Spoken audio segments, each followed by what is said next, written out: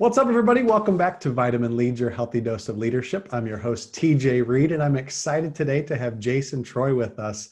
Jason, thank you so much for joining us today. How are you doing? I'm doing fantastic, and it's great to be here and speaking to your fantastic tribe. Awesome. Well, Jason, our folks have heard a little bit of your bio with the introduction here. Could you just give us a little bit more and just tell us about yourself? Sure. Well, I call myself a chief people officer because, end of the day, I am working with different executives, leaders, and employees and organizations to really help them maximize their leadership and really build great teamwork across the board, right? Because that end up going to ultimately their performance level, their satisfaction, their fulfillment, and really creating an environment where they can do their best work and get their great results for everyone around them. And so that's kind of the backdrop. And, I started off like everyone else early in my career, going to law school, getting my master's in communications, and then heading to Silicon Valley with the wild, wild west, and then found my way just into the entrepreneur world. And that's taken a windy road in and of itself. So it's been a fun ride. And I wrote a book along the way, working on another one, and just created some other tools and games and fun things for people to do to really get the most out of themselves and the people around them. I love that. Could you talk a little bit more about the Silicon Valley wild, wild west? What happened there? Well, I think, being in that time, it was one of those moments where you had tons of super successful people today that are in leadership roles all over the place, and everyone was moving as fast as possible. And you got to work with some great people and do some amazing things because you had all these people just flocking there. Right. I mean, you could probably think of the gold rush back in the day. There was no one around from that time, but still you had all these people looking for things and trying to figure them out and really working together and solving really complex things. And I think laying down the foundation for all the things that have happened today and all the growth that has gone on. And so I got to see a lot of disasters, a lot of successes, a lot of great leadership, tons more poor, great teamwork, really bad. I mean, all the things that you'd see because it was this compressed period of time. Yeah. And end of the day, it's small teams were often doing things that they could never imagine going against, like Goliath, right? And defeating them because they were able to do things that others could not do. And I saw this pretty consistently across the board. And it was always something that, I thought was really interesting to me because David versus Goliath, I mean, everyone likes those sort of stories. They normally see in sports, like the U.S. hockey team defeating Russia. I mean, all those things are great, but I never really understood what that really meant and how to go talk to people about it. It was really for them to go back and figure that out and then move it forward and replicate it again. It was almost like a flash in the pan. Mm-hmm. And I knew to myself, like, none of these things are. It's just we can't figure out how to dissect what the ingredients are to replicate them. So you're saying David versus Goliath isn't necessarily like a one-time event, but it's something that we probably could make happen over and over if we would just learn from those circumstances before? Yeah, because I think when you look at really good, even venture capitalists or anything else like this, I mean, their perspective on their portfolio, like when I was out there, they were saying like, look, if we can get a few unicorns and we can spot them and we can see what's together and help those teams doing it, out of every 10 businesses we have, we don't need that many to be successful because those are so wildly successful themselves. Right. But the other ones, we can do little things, and instead of turning them to losses, we can turn them into singles or doubles or maybe even a triple, right? Which then makes them wildly successful overall. And that was end up being the difference, right, of how to do those things. And I think that's a perspective that anyone can take, right? I mean, not everything you touch is going to turn to like, platinum, but you can make it turn from something that maybe nothing into a little bit of something and learn from that and grow. And I think there's a lot of things that we can do once we understand human behavior, what people really want. And now there's tons of data, right? There's tons of data out there. There's a lot that you can do and put into works and smart people to learn from that you can piece together, and you'll have to experiment, because like we were talking before the podcast, the reality is that when it comes to building great teams, figuring out the people aspect of it, which is the number one thing, we're like in the second inning of a 9-inning baseball game, right? We're like in the beginning first quarter of a football game. I mean, it's so early on that everyone is doing something different. And when I have conversations with, chief human resources officers, other people that are in executive roles all across the board from companies, everyone has a different perspective and everyone is doing something different. And when you see that happening, and then when you start to talk to people, like at Zappos, they're getting rid of job roles and doing crazy things there, and they don't even know if it's going to work, but they know what they're doing now isn't working. You can tell that there's a massive sea change underway. And we're so early on that people have to start getting on board this and figuring it out, because otherwise they'll be left behind, because the other people will be so much farther ahead in figuring all of these things out. And like, it's really an immature market overall. Do you think that that's because of new generation coming in, or is it because the technology has gotten us to a point where now that's what we have to focus on, is the people or the things like that? I think it's probably a combination of a lot of things. I think the new generation of people, right? One of the biggest complaints now and the things that they want for people that are like under 35 is coaching and mentoring from people. Yeah.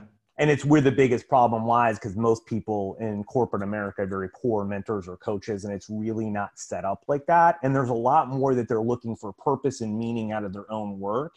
And it's not that people are older don't, right? It's just different, because they've learned that it really hasn't been a possibility. Well, what you're seeing now is that is the requirement in what's going on today. I think you're also seeing, because the job hopping, right, and the cost of acquiring talent, retaining and developing it, right, is really high, especially people like they're leaving. So, when someone leaves a business, right, it could cost you anywhere on the low end of 25 to 50% to replace that. But if you're talking about someone significant, it'll cost you anywhere from 100 to 300% to replace that person of their salary, right, of their total comp.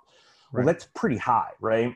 Yeah. So that stuff is coming in. I also think the other part of it, what you're seeing is this increased pressure from people buying products and services that they want a lot more. And you have to take that feedback and implement it back in the business and really create something out of it. So in essence, everything's becoming a service. And the challenge of that is everyone who's a frontline person or part of it, like engineers, even people on the tech side, you got to have great people skills. Yeah. And that's something that's really starting to change. So all over, there's a lot of different pressures that are happening across the board. And this is not just in large companies. This is in every size business out there today. Yeah. So I think that's really causing people to have to do a lot of different things that they never really had to do for in the past, or really cared about, or really mattered for them to invest in. Yeah. That's interesting. So like a lot of times I think people will look at those problems and they'll say, we need a Google culture or something like that to try to transform and to retain younger folks or whatever. But so can you talk a little bit about like where leaders make mistakes when they try to implement a Google culture in their organization without making some of those foundational changes? Yeah, so I think what's happening now is you're seeing that even Google's having problems, right? All these companies end up having problems. And you're seeing like last year, the data is around like benefits across the board increased about 32%.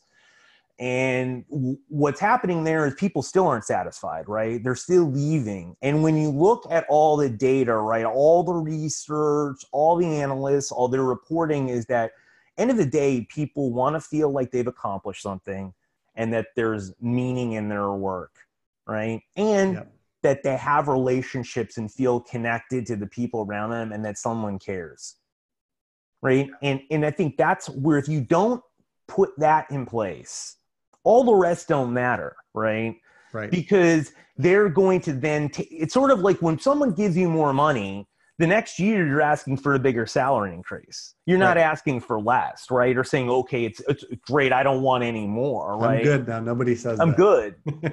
Right. And so that's what ends up happening is you keep asking for more and you keep feeling hollow inside. Right. You talk to people that are like, you know, keep buying and more stuff. Right. They do it to fill the void inside of themselves.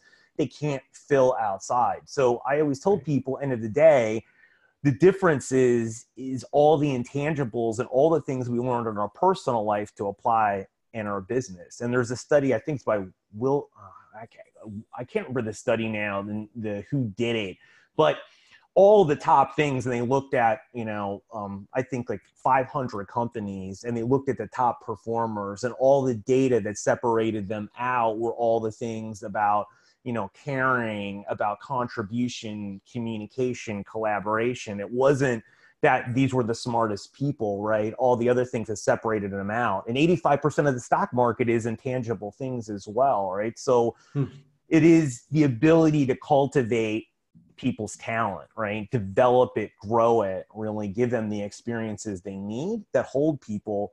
And if you keep just paying people more and more without doing the fundamentals, they're just going to leave and go somewhere else. No matter if you have a business of 5 people or, you know, 50,000, it really doesn't matter across the board when I have these conversations with people. It's pretty much all the same. And the data shows it too. Yeah. I think I mean, it just seems like a society problem in general, that loneliness and connection and all that stuff we struggle so much with. I found it so interesting in your TED Talk that you were talking about how loneliness is a big thing that people talk about at work. And if somebody finds a close friend at work or something like that, what is the stat that they're 7 times more likely to be loyal to the company and stay longer? Well, I think what we're finding now is that there's a, you know, before we didn't have technology, right? I saw this stat a long time ago that in like 1960, you know, and I can't remember exactly the stat, but people used to go on picnics, right? Like you used to go out and do things quite often, like over 10 times or something a year, right? And now it's either down to like 0 or 1. Wow. And the reason is that you might think, well, who cares about a picnic? Well, it is the socialization that's going on and the relationships that you have with other people. The problem with technology is people are using it as a substitute, not as what it's really meant to do, which is to help you actually meet more people. Right. Well, then if you're using it as a substitute, the place you're going to meet the most people in general is work. And so if you don't find people there, you're going to really find a major disconnection across the board, right? And that's why people are acquiring more from their work, especially in the, you know, younger generations, because they want to have that and they aren't getting that in other places. And so the technology in the landscape is shifting, and organizations have to shift significantly, that it is now about our personal and professional lives are merged. They are one. They are not one that we can require people to put up a wall on because they are rebelling against that notion. So the loneliness factor is gone up. There's a Dan Cassiopo passed away, I think last year, University of Chicago wrote a note that, like, you know, the loneliness rate is around 40%, right? Or at least somewhere between 30 to 40% of the data across the board in the United States, right? And that's someone feeling all alone, not actually physically being alone. Right. And there are major ramifications for that in terms of your mental wellness, your physical, and also your professional wellness as well, right? And your ability to be successful. So that's really making a major impact across the board on people and individuals. And, you know, when you look at that as well as people's social communication or emotional skill sets are the lowest they've ever been, according to all the data.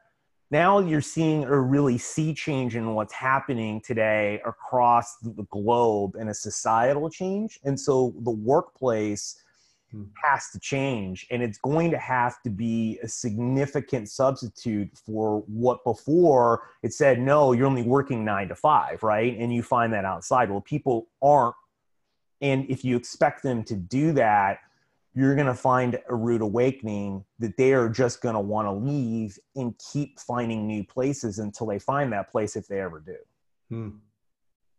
So let's say you got to wave a magic wand over our society and culture. What's one thing that you would implement that you think would help some of this loneliness? Well, I think one of the things that I found and that I talked about in my TED talk was that when I was looking at doing it, I was trying to find, okay, well, there has to be some way, right? We all have experiences in our life where we've met someone and within 5 or 10 minutes, we felt like we've known them all our life. We found Yeah. some way to elevate that conversation, right? We've had times where we have worked with people either professionally or personally, maybe in school, maybe in a sport, maybe in some event, where we felt really close to those people and we accomplished something great with them, whatever great meant at that moment. And I was like, we've done all these things. Why can't we figure out how to do something in a repeatable fashion with people? And as I was looking at things, I felt to myself like, one of the things happened is that we trusted those people. We were really vulnerable and we shared a lot. And what we did was that created a sense of closeness, caring, right, connection, belonging, other things, safety with them. That was way higher than we normally had experienced. And because of that, we were able to do great things and other people were as well, or we could share in the moments that we normally felt like we couldn't with people and really be transparent. And that's how we want to be. Yeah. And so I came across this study. I was looking at the New York Times because I was trying to figure out and do research. And a woman went to a bar and she asked a man 36 questions, which I thought was pretty amazing to begin with, that he would go along with this. And they ended up falling in love and getting married. And I was like, what is that study?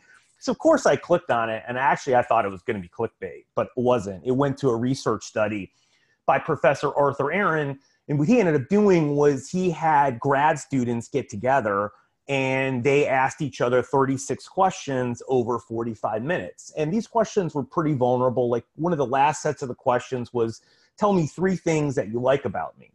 Now, these are complete strangers, right? And think about it. If you had to ask that question or get asked that question, and you were sitting across the table for someone and they had to look in your eyes, right? Not that you could look around. Imagine how difficult that would be. And you would have to give them some answer at that point based off of the other questions and the limited interactions of it. Well, what was amazing at the end of that, and then I looked in the study and it was obviously buried, was 30% of the people created the closest relationship in their lives. Wow. In 45 minutes, right? Wow. 30% of the people, and they've replicated the study dozens and dozens of times across geography and ages. So none of that really mattered. And so I thought to myself, well, what happens if we did this in a group full of people, right? Yeah. So I experimented and tried it on my own. And the first time I did it, I got an acquaintance of mine, right? Somebody I didn't know, to get people to go to dinner. And I was going to ask them the first 12 of these questions, right? And then just leave. And the only requirement was no one was connected to me on Facebook or LinkedIn or really any social media, and the person had a check, and that was it. And then I said, well, I'll play a game and everyone's going to have a good time. And they're like, well, why wouldn't we do this? And so they got people together and I started asking these questions, and people were sharing things I could not believe that they would actually share with other people, right? Like, and it was almost like watching a reality TV show and you're sitting there and you're the host. And so do you think that's because we're all dying to get it out of ourselves? Like we are. Yeah. And I think people want to be heard. Yeah. They want to share. And what happens in a group, right, when you're doing this, which is different than one-on-one, because if I do this one-on-one with you, it requires you to have either a similar experience or similar emotional experience or be able to relate. But when I do this in a group full of people, it's almost impossible for that not to happen. Yeah. Because someone's had something close enough to you that you can see in them or they can see in you. And that's what makes it so powerful, because then you apply it to the entire group and you feel like you're a part of a tribe in a moment, right? And this is just like an experience that we rarely have, but we value because we've either had it or known about it or seen or heard it or want it so bad, right? And so that's what happened there. And then, when I started to go through these questions and I asked them, and it took, a little bit around an hour to do them because there was a lot of people sharing.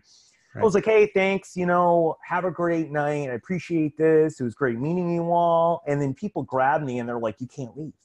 we have to do the other questions. And literally they grabbed my arms and I thought they weren't going to let me leave. Right. And I was like, okay, well, let's go ahead and do it. And so it took like 2+ hours to go through the other questions. And they were eating them up. No one wanted to leave. Wow. No one was going anywhere else, right? We're just sitting in a regular restaurant. So there are people coming and going and leaving, and we're sitting there the whole time. Yeah. And I just thought it was pretty amazing. And I did it 2 other times just to test it out, to think, well, maybe that was just sort of a freak occurrence. Right. And when you have doing it 3 times with very similar results, you realize at that point that there's something pretty large here.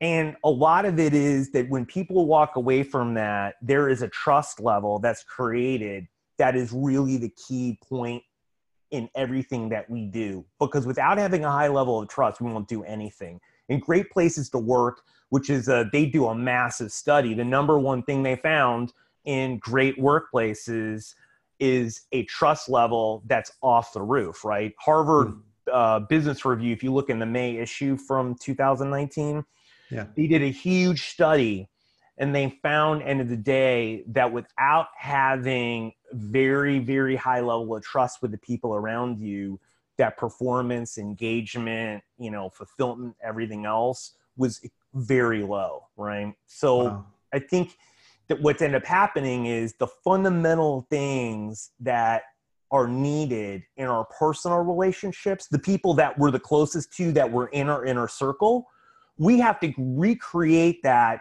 in the workplace.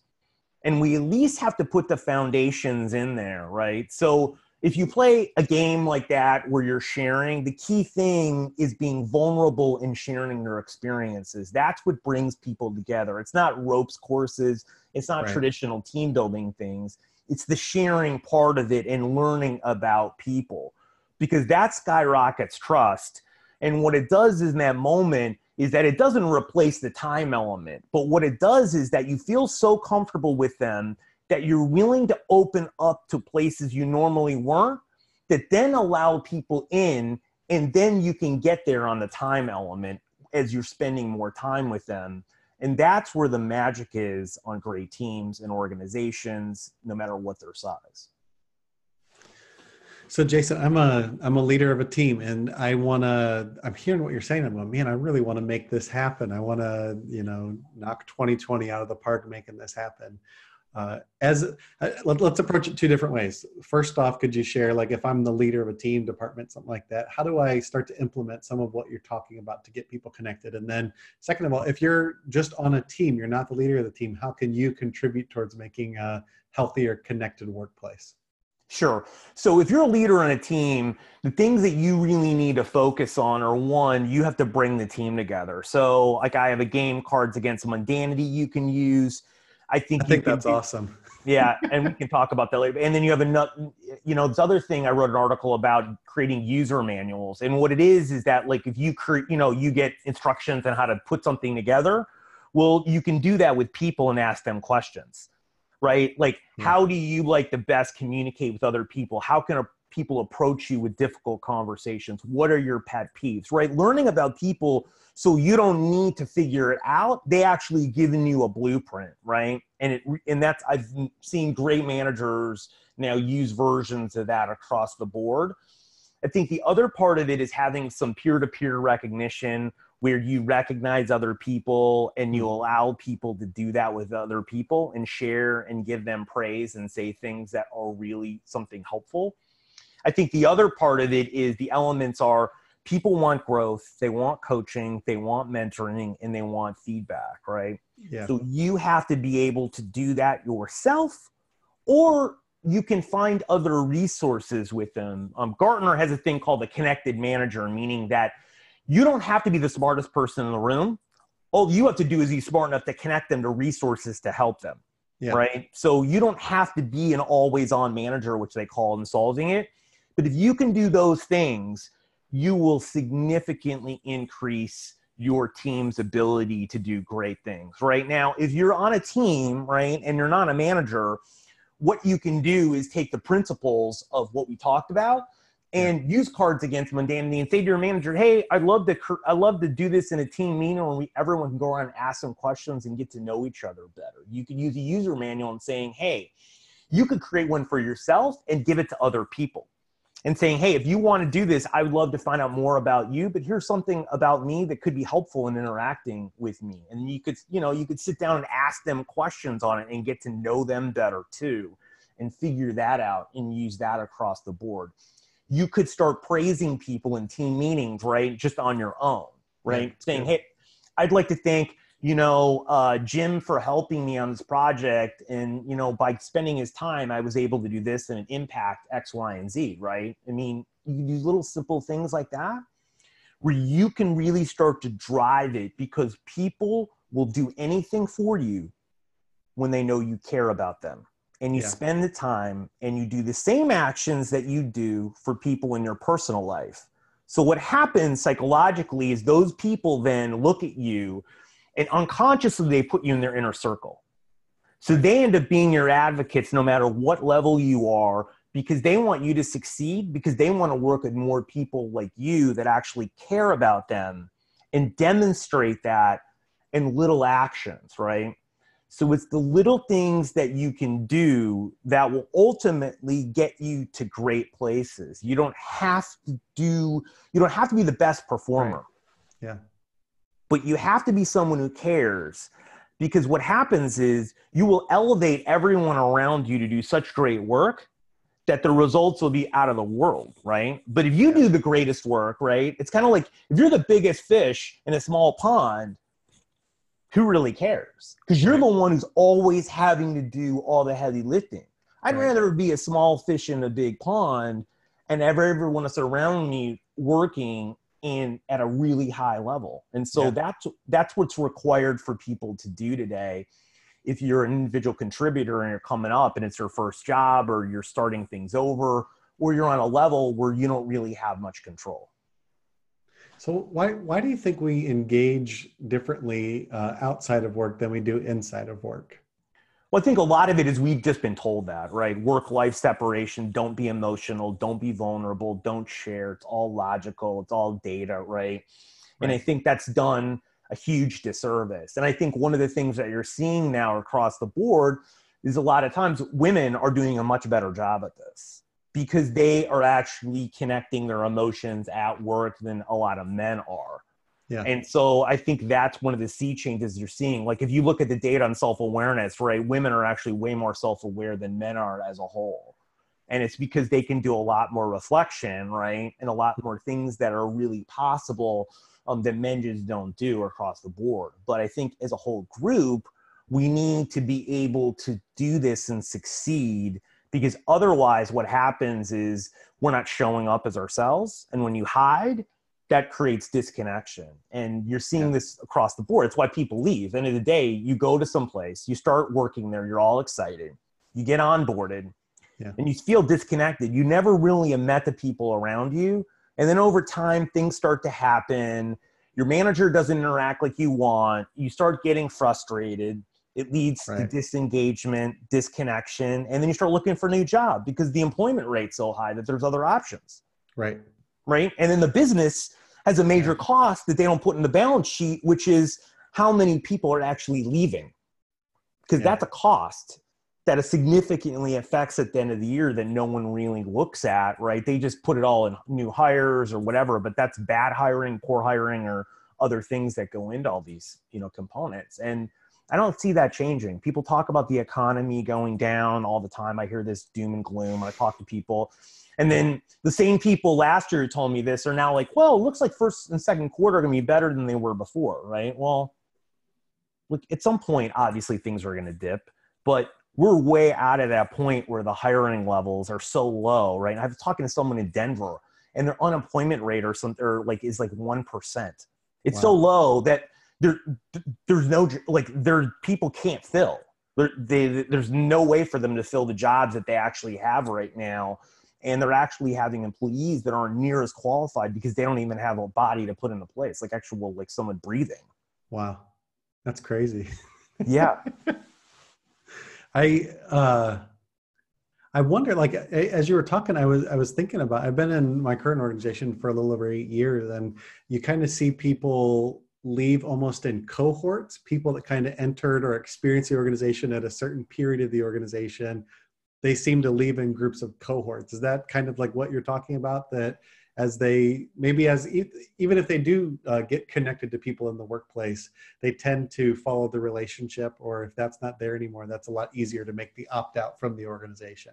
Yeah, and then usually they're a part of some sea change that's going on. Yeah. Right. And then Yeah. they're not a part of it, or they haven't connected with it, and it tends to then drive them out. And some of that, I think, attrition is natural and it's going to Right. happen across the board. Right. But some of that is also poor leadership overall, meaning that people are not putting enough time into the employee experience, the growing, the feedback, all the things that we've been talking about. Yeah. And that's where people all complain across the board. Like, so people are listening to this stuff and they're thinking to themselves, I work with C-suite people and all of them complain that they don't get enough feedback and career direction. So if you're sitting here listening and you're thinking, oh, I don't either, they're not either, right? And it's an endemic thing across the board, right? It's not just like it's someone else. Now, are there people getting it? Yes. But it is very low numbers because no one's taught all these people. Remember, all the things we're talking about are all learned behaviors. Someone has to teach you this. No one wakes up and says, well, I'll really give great feedback to my employees. And if you can talk to them and maybe you are naturally gifted in one particular area, most of the other ones you're not. Yeah. You have to learn best practices and how to do stuff, right? No one learned how to do algebra in their sleep. Right. You went to school and someone taught you a formula. This stuff is the same way. Yeah. There are best practices in how to do this. Now, there isn't one set, right? But you have to learn how to do this, and you aren't naturally gifted at doing any of these things. And even if you are, at some point you'll hit your ceiling. And when you do, you won't know it. And what you're going to do is have a massive problem around you by the time that you figure it out, because you're going to have a lot of people frustrated, disconnected, disengaged, and everything else. You have to do this proactively and ahead of time, not when you think you need it. Right. So how can a leader learn vulnerability and connection? Like, let's say they're not good at it, right? Like, it's something that whether they grew up in a house that didn't do well at that, or they just haven't seen it yet in their career. How can they practice healthy, I guess, vulnerability and connection with their folks as a leader? Well, I think what they're going to have to do ultimately is get coaching, get development help, right? Either internally in an organization, if they have something. Most likely that's not the case. They'll have to go external in order to get it. Then you have to read. You're going to have to listen to podcasts like this. And then I think ultimately you have to take that leap of faith by sharing yourself, right? Yeah. Sharing the things that are your own challenges, right? The things that you've learned, right? The mistakes you're making in the current moment and have made. And then asking a lot of questions from people, right? Getting their buy-in and help, getting to know them, and sharing, right? And it is a leap of faith across every one of these, because no one will have done it before, right? The first time. But you have to do it, because then you'll get evidence immediately from other people. Because just like at Professor Arthur Aaron's thing, when all these people were sharing, and I do this all the time, right? Like, the Cards Against Mundanity thing. So I'll go, and I've spoken now this year to probably 75 events in corporate and other events. And people, I put them into small groups of strangers, and all the time what happens is, in the beginning, it's quiet, and then it gets louder and louder in the room. People are either laughing, they're crying, they're smiling, they're doing whatever, because they've been vulnerable and they have gotten a lot out of it. And the groups that end up having the loudest, or are really crying, or doing laughing or exchanging business cards, are always the people that were vulnerable the most. So you get evidence when you do it, and you just have to be able to do it, because that is a requirement for any great leader or manager with their people. You won't be able to get the best out of other people, because think to yourself, you don't ever want to work or be around someone who's always right and who never can actually be humble, admit their mistakes, open up, share, and realize they don't have all the answers. And there could be other possibilities that they have not taken into consideration that actually could be considerably better than the ones that had happened right in the event or whatever had gone on. Yeah. So what's one of your favorite questions from the Cards Against Mundanity?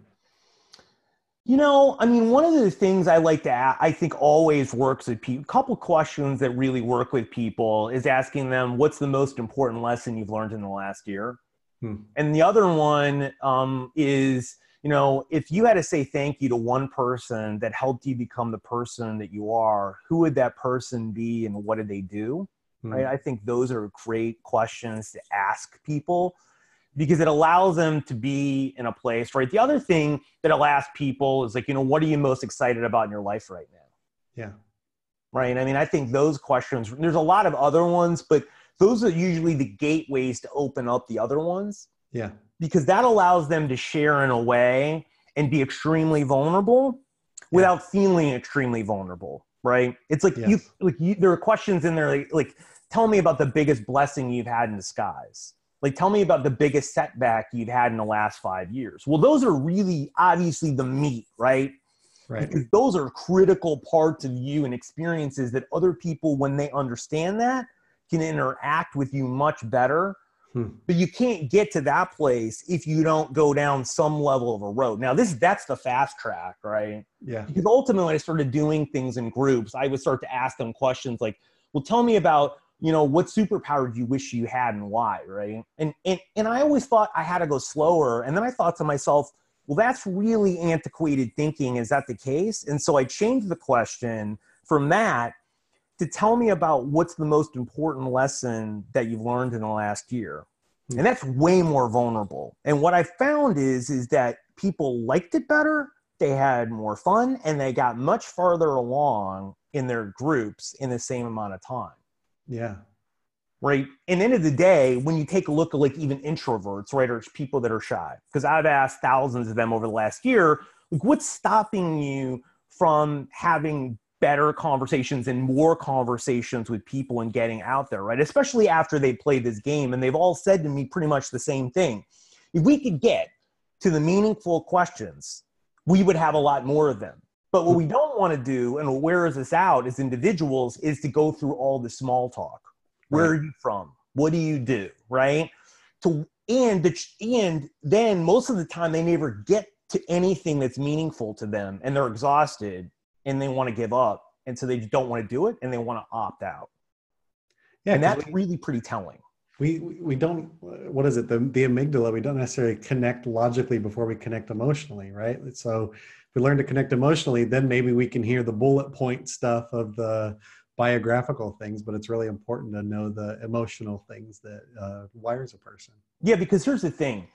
I mean, everyone can listen and think about this themselves. How many times have you had a conversation with someone throughout your life and, where you've asked them questions or they've asked you, where are you from? What do you do? Right? Like all the boring questions. Yeah. And how many of those have led to something that you feel like are meaningful? Those are probably low percentages, right? Yeah. So whenever you've done something millions of times, tens of thousands of times, whatever it might be, right, in some form, right, you then stop wanting to do that because evidence says it's not going to get me anywhere, right? Yeah. Well, if you have a different way to start engaging in that and get better evidence, you're going to get to somewhere faster, or you're going to get at least much deeper than you would there, which is going to then encourage you to have more of those types of conversations. So I always tell people, instead of asking someone they meet for the first time, tell me, what do you do? Where are you from? Like, ask people, so what are you most excited about in your life right now? Right? Or even a question if you go to an event saying, so why are you excited to come to this event? Or what motivated you to come here? Well, you're going to find out. If someone said, I'm here for educational credits, and that's all, you can tell they probably don't care to be there. You probably don't want to talk to that person long. Right? And I speak at HR conferences a lot. So whenever I hear someone say that and there's nothing more, there's probably not going to be a great conversation associated with that because they just want to come here so they can sign a sheet and leave, right? Yeah. So if you start asking better questions and deeper ones off the board, right, you're going to get much deeper. Now, that's the same way on a lot of teams. Most people, they don't know the people around them at all, even though they've spent an enormous amount of time with them. Yeah. Right. And the key thing is you have to really get to know people on a deep level if you want to do great work for you, because they're not willing to take risks, right? You can read about psychological safety. Amy Edmondson wrote about this, and she's a Harvard professor, and Google did this. If you want to literally Google Project Aristotle, and they looked at what is the number one factor for high performance at Google globally on all of their teams. And they found out it was psychological safety. And that's willing for people to take risks on their team. And it's about the social connection and connectivity. It's not about individual performance, not about when you went to school. It's not about your risk taking alone, right? It's about what people do inside of groups. And so that should tell everyone is that your success is dependent on bringing out the best in other people. And if you aren't doing that, you will not be able to be successful. You will be able to reach a certain level, but then you are going to hit a ceiling, and it is really going to be tough from there. Yeah, it's painful when you don't. It's painful, right? So there are people out there that probably will say to me, "Oh, Jace, that's not true. I'm looking at how much money I'm making, all the rest I'm doing." And I'm like, well, how much more money could you be making? How much more successful could you be? Really, end of the day, is that what you want on your tombstone? You worked a good life? Really? Is that really what you're here for? Right? Yeah, that's good. You deeper thing, no one wants that. And I'm like, okay, what impact are you making on around you? Could you be a better leader, a better manager, right? Have you really invested in it? And all the time, people will always, end of the day, will say no. And then I'm like, all right, well, you're shortchanging yourself and everyone around you. Is that really the life that you want to live, right? Is that really what the signal you're going to be telling people around you? And then it's game changing when you have these and have real conversations with people. But if you live in the other world, the alternate reality of it is saying, well, it's all about me and my success, then you may have it, but it's going to be very fleeting and it's going to be very temporary. And at some point, the fall will be really big. And I think the problem a lot of people see is they'll work with people that are either ruthless, narcissists, or whatever, or something's a bad person, and then they'll leave and they'll say, oh my gosh, well, that person's getting ahead because they don't care, whatever. But they're not able to follow them 5, 10, 15, 20 years and see what happens. Because they changed, yeah. Yeah, and they didn't change. Or they didn't change, and they'll have a precipitous fall and bad things happen, but you never get to see the rest of the movie. Yeah. That's the challenge, right? And I see that in a lot of the people and clients and other people, and I notice these things that are happening around them, and there's a high price to pay for it over time. And it reflects both personally and professionally. Yeah, I've learned from people that aren't the greatest leaders, right? That I left 30 minutes into their movie, but I determined I'm going to write a better movie now that I know that that's a really crappy plot to have for that movie, right? Yeah. And I think we all have to know that these are the things that really matter, and human performance is really a business differentiator. And it's more about even the team performance and the people around you and what you bring out in them. And that's really what's going to be written in the future. And that's really going to be the definition of what people look for. They're just struggling so much now that people are grappling at all these things. That's why when you people talk about culture, it feels so mushy, right? And there's a lot of people that are sick of hearing about it because right now people are talking about it, but they're really the tools and the other things around it to get it, right? So like the game I created, like you don't see that. I mean, I love that I created it, but but in head, I'm thinking to myself, well, how hasn't someone done this before, right? I mean, how hasn't someone really had it and really brought it forward and really talked about it? Because these things are hard, right? And people are struggling with them across the board. And so they're just trying to talk about them at a super high level because they don't have a lot of the things that are underneath them today. Yeah. They're trying to figure it out, but they haven't. And that's in big companies, small companies. You hear the same thing across the board, right? We want our people closer together, want them connected, want better teamwork, right? All these other things that are happening. And so there are companies experimenting. I was looking at like Schneider Electronic, I think company over in Europe. And one of the things they're doing in their systems now is having a way for an internal job search. So they can find new experiences in different parts of the company across the world. And their managers now are loaning them to other teams to get them. And they're matching them up with their skill sets and other things in order to get new experiences. And it's helping people grow, right? Now, they had to do a lot to figure this out. It's imperfect in how they're doing it, but it allows people to grow and take on new projects, learn new things, right? And be, grow, make more money too, because a lot of times in today's companies, like you can't keep going up. Right.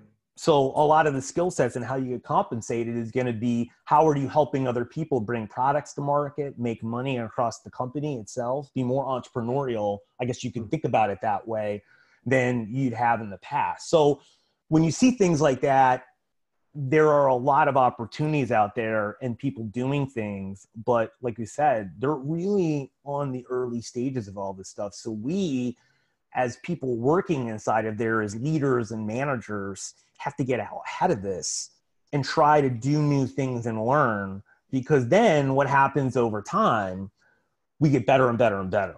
Yeah. And those are the things that'll make the biggest difference. It's not the other things that people normally substitute for it. The hard skill, you can type in front of the computer and learn and constantly have to get better.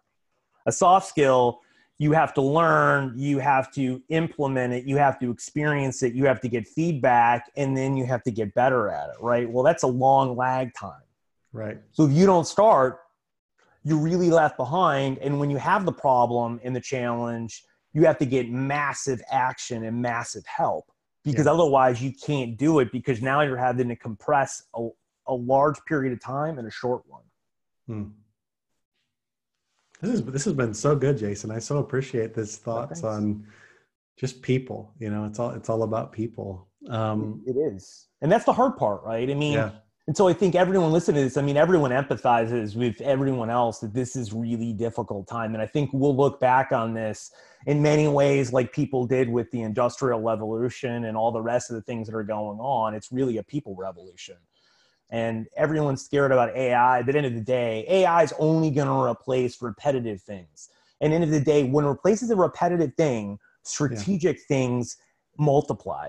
Yeah. So there'll be more opportunities and more jobs and less. It's just you're not going to have to do a lot of the same things you were doing before. So that's scary for people who don't want to learn and don't want to grow, because their jobs, will be replaced over time. Now, I still think that's going to be a long time. It's like self-driving cars. Everyone talks about it. I'm like, well, when they're going to take away the steering wheel? I mean, that's not really anytime close. Not with the generation that's grown up with it. So no. Okay, so Jason, how can our listeners connect with you and maybe order Cards Against Mundanity or your book or your upcoming book? Yep. So you can go to jasontreu.com. That's jasontreu.com. And then you can go to Cards Against Mundanity to get the book, and you can find out all about my speaking, coaching, other services, and other fun things. And then my book, Social Wealth, is on Amazon. So it's on my links on my website, but you can go to Amazon too and pick that up and check that out. That sounds good. Well, thank you so much, Jason. I think we've learned a lot about people and connecting with one another and with our teams. And so thank you for sharing your wealth of knowledge on there. So thanks for having me. Hope you have a great day.